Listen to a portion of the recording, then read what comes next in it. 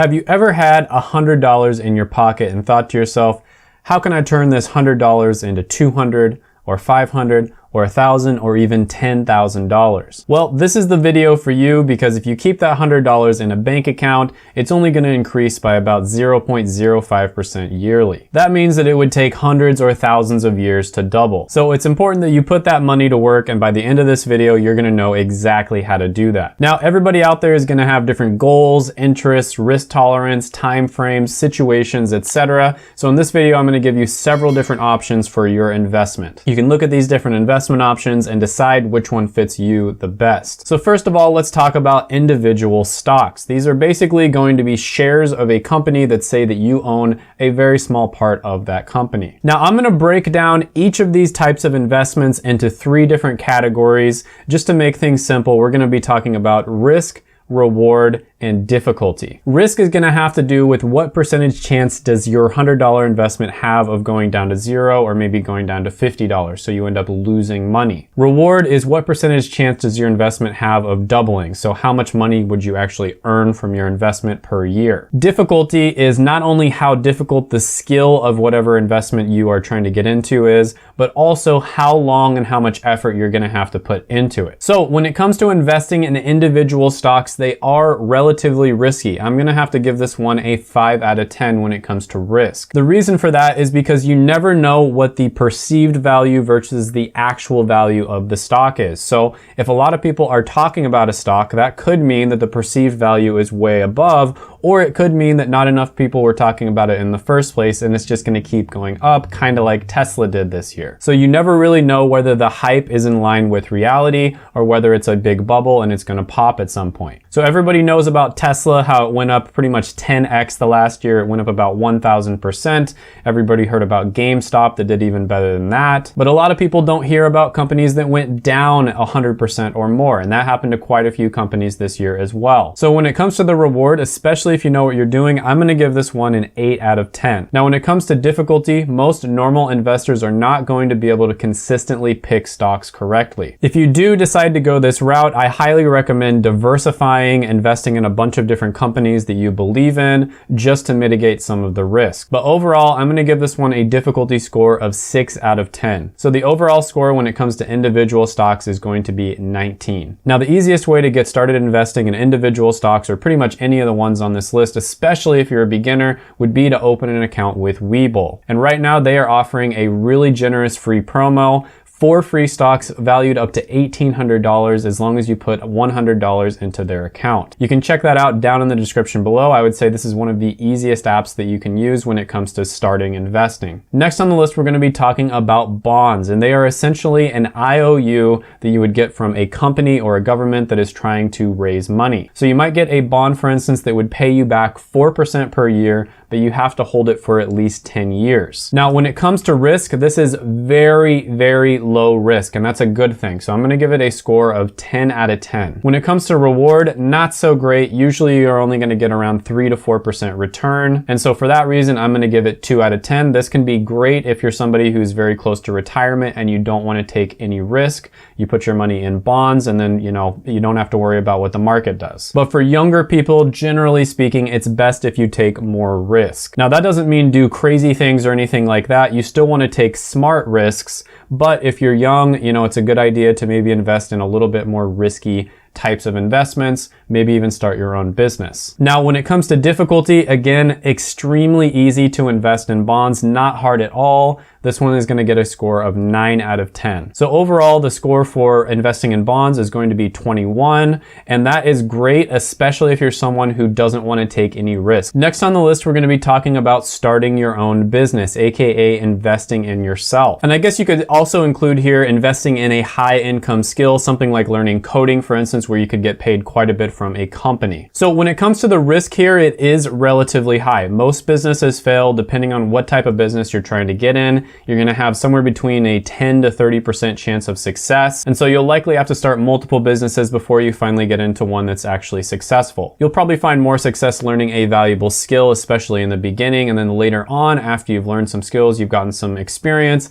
then it's a better time to start a business. But overall, when it comes to risk here, I'm gonna give this one a 5 out of 10 because yes, it is risky, but at the same time, not learning a skill, not investing in yourself is probably even more risky. But in this particular scenario, starting off with $100, assuming that you don't already have a high income skill and have a lot of experience, starting a business might not be the best possible opportunity for you. Now, when it comes to reward, I'm actually going to give this one an 11 out of 10. I recently did a video where I basically watched a bunch of Daniel Mack's videos, and this is a guy who asks, supercar owners what they do for a living. And overwhelmingly, it became very obvious that many of them were business owners. So they started their own business, and that's how they were able to achieve financial freedom at such an early age. And I've also done other videos on this, and it's become very obvious to me that especially if you're somebody who wants to, retire early, for instance, starting your own business is a good way to go. You don't have to. You can definitely retire early just by getting a good job and then investing your money and cutting your costs, but that's not going to be a great option for everyone. The upside is extremely high when it comes to starting your own business.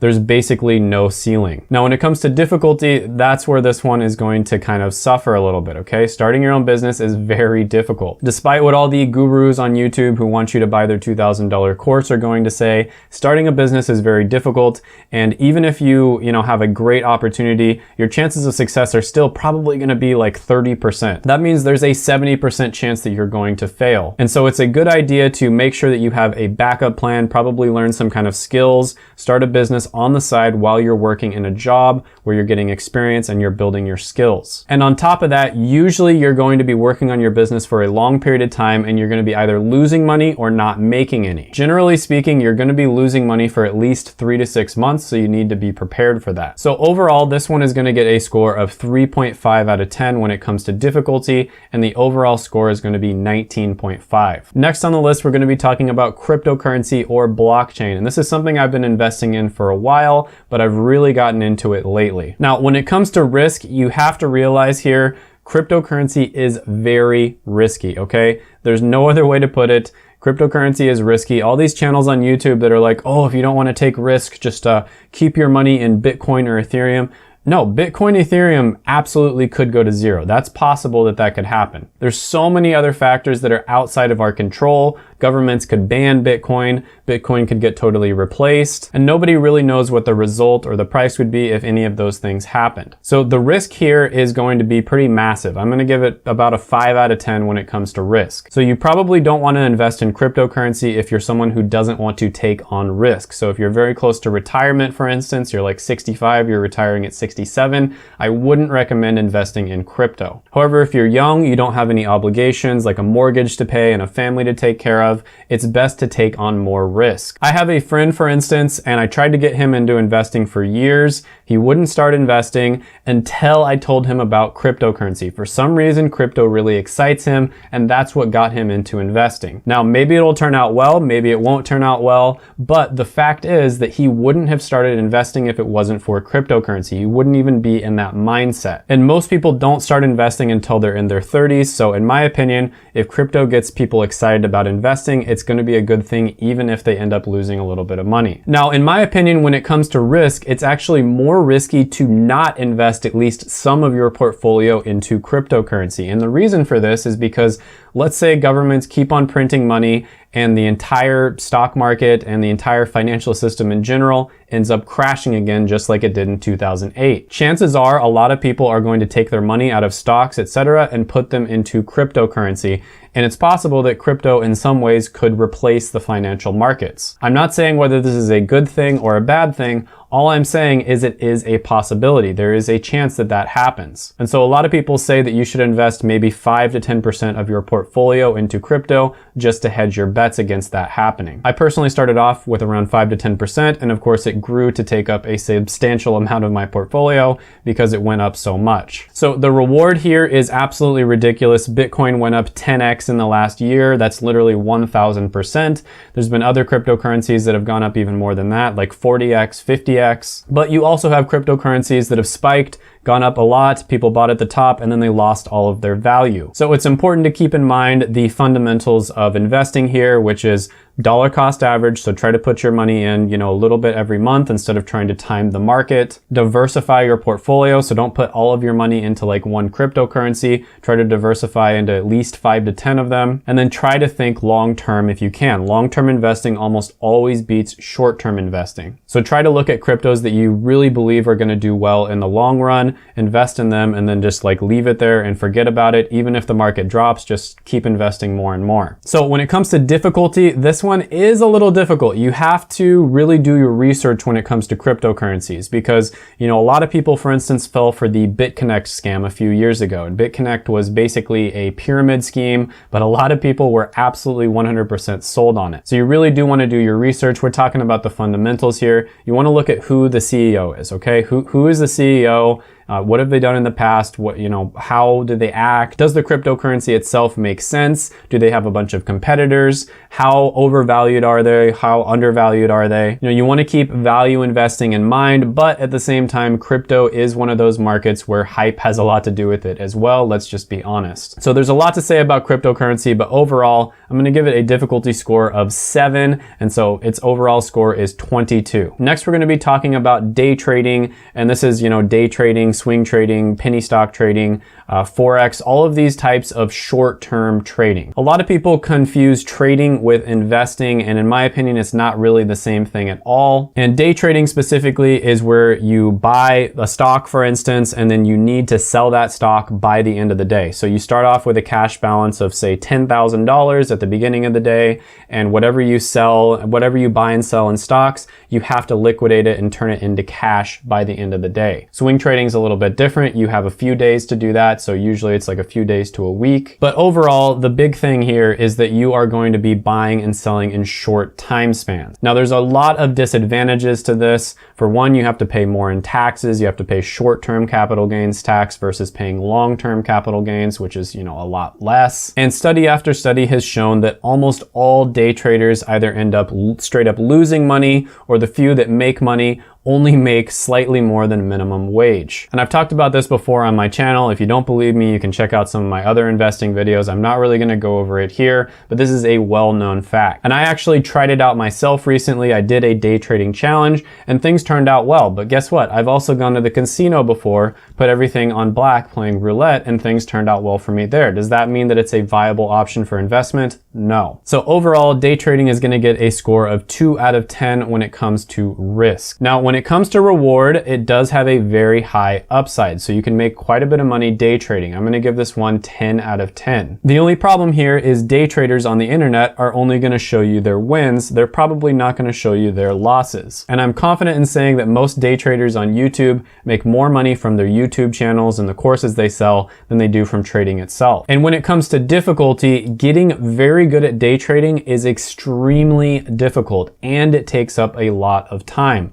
So it's a skill set. You have to be, first of all, emotionally disciplined, right? So you kind of have to almost treat it like you're a robot. Like you have an exit plan, you have an exit strategy. The moment it gets to that, you need to take profit. Second, a lot of these day trading platforms are very difficult to learn how to use and even more difficult to learn how to use well. Third, you have to spend quite a bit of time day trading. So it's not a passive investment like most of the ones on this list. So in my opinion, if you're a young person who has big goals, big dreams, and you have risk tolerance, you're willing to take risk and you've got the time to do it, a much better alternative is to just start your own business. If you start your own business, you're gonna have to learn a lot of skill, it's gonna take a lot of time, and it's gonna take quite a bit of risk tolerance. Just like day trading, but the upside is much higher. So overall, the difficulty here is gonna be 2 out of 10, and it's gonna get a score of 14. Next on the list is going to be index funds, and this is probably the best overall investment for the average person, all things being equal. So a really easy example of an index fund is you take the top 500 companies in the world, aka the S&P 500, and then you invest a little bit into each one of those companies. So chances are, you know, they're the best companies in the world. They already have brands. Some of the smartest people in the world are working for them. So their value is going to go up over time. You might have 1 or 2 companies here that drop off, but overall their value is going to go up over time. And it's been shown that it does go up around 10%, around 7.1% if you adjust for inflation. So when it comes to risk, you're really not taking much. I would give this one a 9 out of 10. Now, I will say that I also invest in international index funds, not just the biggest companies here in the United States, because I think that a lot of international companies are undervalued and the rest of the world is catching up with the US. That's just my opinion though. I could be totally wrong there. But when you're investing in an index fund, you're basically just investing in entrepreneurs. And I truly do believe in entrepreneurs. They're one of the biggest examples of people who change the world. Now, when it comes to reward, index funds have been shown to beat about 99% of normal investors, so people like you and me. And they've also been shown to beat around 85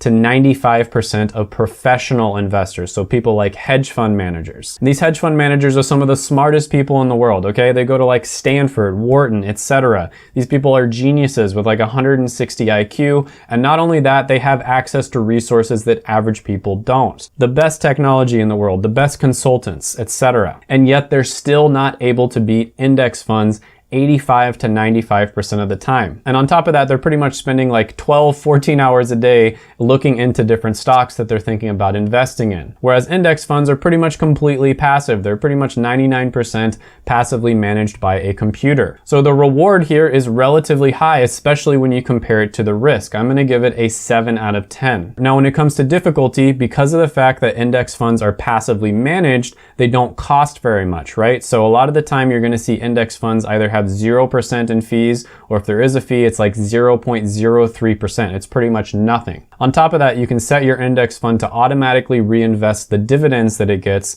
and you can have it to where your bank account automatically deposits, let's say $500 a month into the fund. So you can pretty much just set it and forget it. You never have to think about investing again, and you can spend your time doing things like hanging out with your family, making friends, or doing your hobbies. So the difficulty score here, it's not going to be difficult at all. It's going to get a 9 out of 10. And so the total score is going to be 25. Like I said before, I think index funds, all things being equal, of course, for some people it's going to be different. I think all things being equal, index funds are probably the best investment. If there was just one investment that you could invest in for the rest of your life, index funds would be the way to go. Next, we're going to talk about something very similar to index funds, which is going to be mutual funds. And it's very similar. Basically, you're investing in a ton of different companies. They're diversifying. You're dollar cost averaging your money into it. However, mutual funds are going to be actively managed. And because of that, there are going to be some fees that are associated with it. Now, again, studies have shown that index funds do, generally speaking, outperform mutual funds. And on top of that, they have less when it comes to fees. So mutual funds are basically just a slightly less good version of index funds. However, you could argue that, if that 85% number is correct, that means there's a 15% chance that your mutual fund might beat index funds. And if you find one that you really believe in, you think there's a really smart person who's heading the company or something like that, it could be a better alternative to index funds. So like I said, it's basically a slightly less good version in my opinion. So when it comes to the risk, I'm gonna say it's 7 out of 10. When it comes to reward, 6.5 out of 10, and difficulty, it's going to be 8 out of 10. So the total score is 21.5. Still a good investment, just not the best investment in my opinion. Next on the list, we're going to be talking about REITs, or real estate investment trusts. So this is basically investing in real estate, very similar to you investing in shares in a company, right? So instead of buying the entire building, you're investing in a very small percentage of that building, and you're usually investing in, hundreds or thousands of them, right? So a super simple example of this would be, let's say that you give me $100,000 to invest in a building. So I invested in that, and then every single year I get $10,000 back from that investment. I would give you 9,000 of those dollars back, so about 9%, and then I'd keep $1,000 for myself. This is a really simple example, of course, but I think that's just a way of visualizing it. So when it comes to the risk here, I'm gonna give this one a 6 out of 10 overall. We've all seen what has happened in the last year with real estate. There are a lot of real estate investment trust companies that have actually gone down the tubes when it comes to their evaluation. And also when it comes to real estate, there's a lot of hidden things that you don't really think about. Stuff breaks down, toilets break down, washers break down. You have to replace all of these things. There's lots of other hidden costs. There's things where if the person who's inspecting the building, they don't do a good job, you might end up paying like an extra $10,000 to fix the roof, for instance. The government also has a lot more control over your investments in real estate than they do over your investments in stocks. They can tell you what you can and cannot do. So there's a lot of hidden risks when it comes to investing in real estate. When it comes to reward, I think that you're probably not going to get as good of a consistent reward as you would from index funds. I'm going to give it a 6 out of 10. And when it comes to difficulty, relatively easy, although, there is a lot of bad information out there on the internet when it comes to real estate just because people make so much money from it. So I'm going to give this one a 7 out of 10, and that makes the total final score 19. Can be a great opportunity for you, especially if you're someone who's very bullish on real estate and you know a lot about real estate. You can look at the different companies that do REITs and maybe you can tell that one company is better than another. So that is a very basic overview of all of the common investments that you see here on YouTube. Now, you can invest $100 very easily by using Webull, which I have a link down in the description, like I said before. And a lot of these companies are offering really good promos. I think Webull is the best one, and on top of that, I think it's the best brokerage for beginners. Very easy to use, but you still have a lot of functionality and you can invest in almost all of the ones that I mentioned on this list. All you have to do is just hook up your bank account, put $100 in there, they verify your identity, and you're good to go. I'm really curious what you guys think about all of these different investments. Let me know what you think down in the description. Did I get some of these right? Did I get them wrong? Was I wrong about the risk, reward, the difficulty, etc.? And if you haven't done it already, go ahead and gently tap that like button in order to defeat the evil YouTube algorithm. Hit the subscribe button, ring the notification bell, and comment down below any thoughts, comments, criticisms, etc. that you have on the video. And before you leave, check out my other videos right here. I made them just for you.